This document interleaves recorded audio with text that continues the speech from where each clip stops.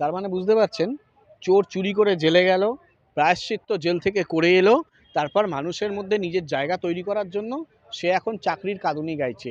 তাহলে সেটা যদি হয় তাহলে পরিষ্কার বলতে হয় অর্পিতার ঘাটের নিচে যে টাকার গয়না পাওয়া গেছিল, যেটার এনভেলাপে ছিল এসএসসির এনভেলাপ দেওয়া ছিল, তাহলে সেই টাকাগুলো তো ফেরত দিয়ে দিলেই হয়ে যায়। বলেই তো দিতে হয় যে মমতা বন্দ্যোপাধ্যায় কোথা থেকে টাকা নিয়েছে। আমি আপনার চ্যানেলে প্রথম বলছি, বলতে পারেন আপনাদের একটা ব্রেকিং নিউজ, মমতা বন্দ্যোপাধ্যায় সেই টাকা তার সুব্রত বক্সির কাছে রেখেছে।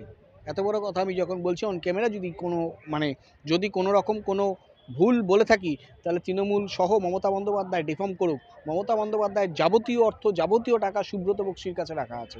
সুব্রত বক্সি পেটে বোমা মারলেও সেই কথা বলবে না।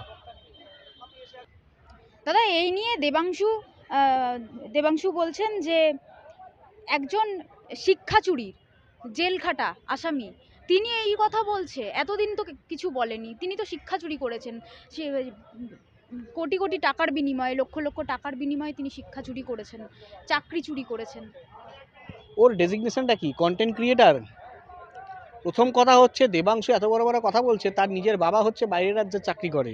তাহলে তাকে ভাবতে হবে এমন একটা সরকার 2026 পরবর্তী সময় আনা উচিত, যেই সরকার সুনিশ্চিত করবে যে তার বাবা যেন বাইরের রাজ্যে গিয়ে চাকরি না করে। আগে সেই জায়গাটা সুনিশ্চিত করুক। সে তার মমতা বন্দ্যোপাধ্যায়ের এত ঘনিষ্ঠ হয়ে তার বাবাকে কিন্তু ঘরে ফেরাতে পারছে না। সে তার মমতা ব্যানার্জির এত ঘনিষ্ঠ, তারপরেও তার বাবা বাইরের রাজ্যে ভিন রাজ্যে কাজ করছে, সেটা গুজরাটে।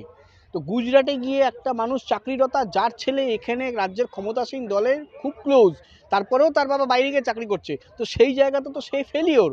তাহলে সেই ফেল করা ছেলের কথায় গুরুত্ব দিয়ে আপনার আমার সময় নষ্ট করে কোনো লাভ হবে না।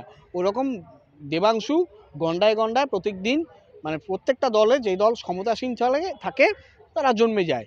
এসব ভাটাংশুর কথায় পাত্তা দিয়ে খুব একটা বিশেষ লাভ নেই।